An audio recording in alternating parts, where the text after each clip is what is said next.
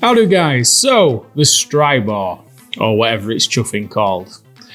This gun for me is, if you watch the Delta Armory's review video that I did of the Diamond Edition on that 10-inch battle rifle, I said in that video I would love it if they did like a 7-inch front wired stockless or folding stock gun.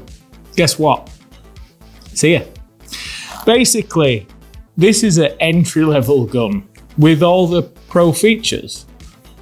And at 150 quid, there or thereabouts for the polymer one anyway, you're getting a lot of gun for your money. And I think these will go flying for CQB and outside play, just because 7-inch for me, when you're playing at 1.14 joule and under, it's enough to get that BB stable to play at any range. So, it's not the prettiest gun, but it's a good gun. There's a couple of pros and a couple of cons to this. Now, pros on this are that the bolt on the gun, it holds the hop window open. For me, this is a big problem, especially nowadays. It should be on every gun. The fact that it's on this is awesome. So when you're adjusting your hop, for when you're changing your weights to your BBs, you need to adjust on the fly and things like that. It's so annoying having to hold the bolt back and adjust the hop. This has got it. The next thing, it comes with a 14mm counterclockwise. This is pretty standard now. It should be on every gun. It's a few of your AKs that don't have it, but 9 times out of 10, most guns have 14mm counterclockwise. So that's bang on. The other negative to this is the fact that you need to use an Allen key to take the butt plate off to where the battery goes. Unfortunately, I've only got one battery out of all the batteries that I've got. There's a 7.4 Deans that fits. The measurements, as you can see on screen, if you've got any batteries, they might fit. All the 11 ones that I've got are a little bit too fat, and I mean a mil or two. They're close. However, I think the new Pro 1100, that should fit perfectly. But batteries, there's the sizing. Hopefully you can find a battery that fits nicely. Now, there's a lot of people have already been asking about mag compatibility. Unfortunately, we've only got the mags that come with the gun. I've tried ARP9, I've tried all sorts. None of them work because they're 9mm. This is based on a 10mm platform, even though it's only a 6mm BB gun. Mag compatibility would have been good if it did take other mags, but it doesn't. But the mags are only £10, and they are quite a nice, well sturdy, good mag. And they hold 110 rounds. I'm saying this because I've used a speed loader that shows how many BBs are going into the mag, and hopefully we can start getting the correct amount of BBs that go into mags, because it doesn't matter what website you click on or who you listen to and other influencers that you listen to, they always give you a different number. These take 110 rounds. So guys, when you get this gun and open the box, there's this piece of paper in it. Read it. It shows you that you've got to calibrate the trigger before you play with the rifle.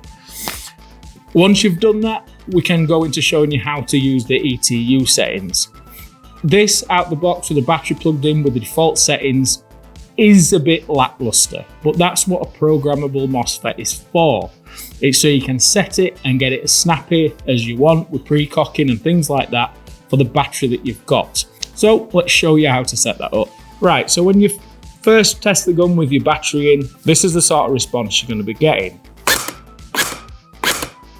150 quid gun, that's usually what you're expecting on a 7.4. Now, this is where the magic happens. Press and hold the trigger in.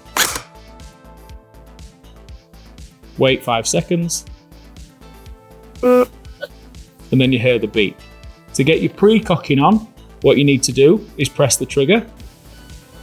It does 2 beeps. Press it again. It does 3 beeps. Press it again. You get 4 beeps. Now this is your precocking. At that point, put into full auto. Now press it again. There's 2 beeps, so that's 2 stages of precocking. 4 beeps. 5 beeps.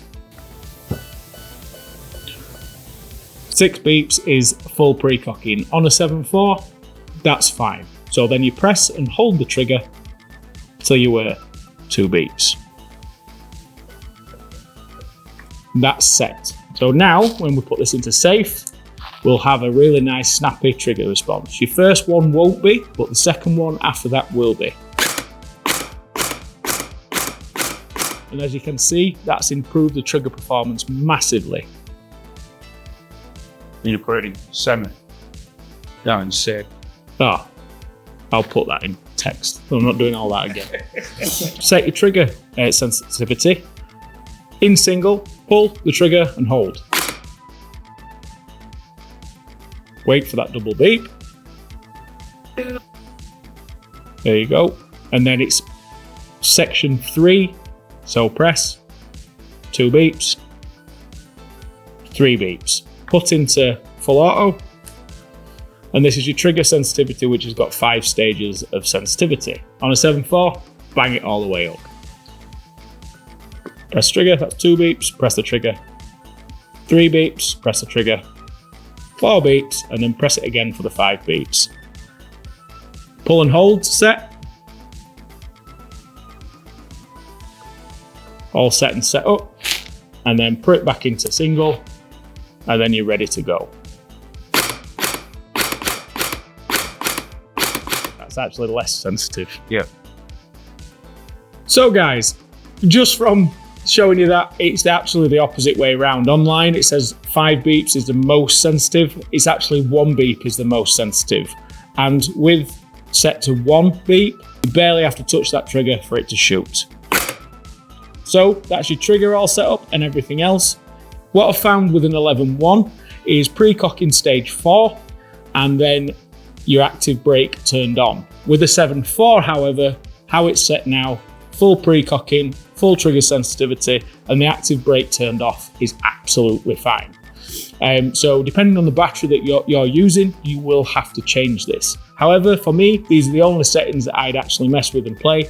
I use single all the time. However, you can go into full auto settings and set burst rounds and things like that, binary trigger, but that's all faddy stuff to me. All that matters is a good single response, and that's how you set it. So guys, me personally, I wish they'd put this documentation in the box rather than having to go find it, because you don't know whether you're clicking on the correct one or not. If you scan the QR code on the back of the wire, it does take you to the website, but it doesn't tell you which MOSFET you've got.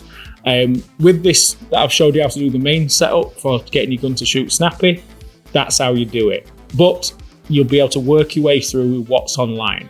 I'll put the link to the correct MOSFET that you've got and everything in the description below, and you should be able to fumble through it. The one thing that I will say is obviously the single beep is full trigger sensitivity, and the 5th beep is the least trigger sensitivity. It doesn't say it's the opposite way around on the website. So I hope they fix that, or maybe I've got a slightly different one, I don't know. We've bought this with his own money, it's not sponsored or anything. I just got very excited about this gun, very cheap, and it's a lot of gun for the money.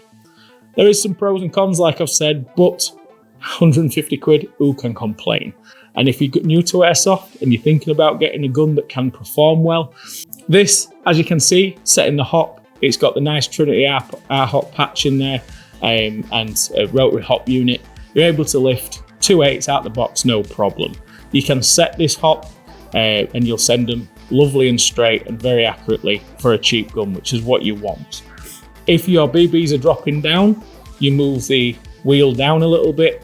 If it starts flicking up too much, then move it back the opposite way till you get the BBs flying lovely and straight. And once you've got them flying lovely and straight, you should be able to take fingers nails off at 20 meters, hopefully. But anyway, guys, I hope this review's helped you out. I hope this video's got everything in that you need.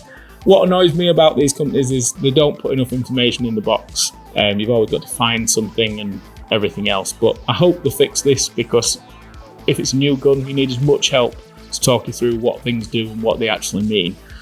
So I hope this video has helped you out. But anyway, guys, I hope you've enjoyed the video, and I'll catch you for the next one.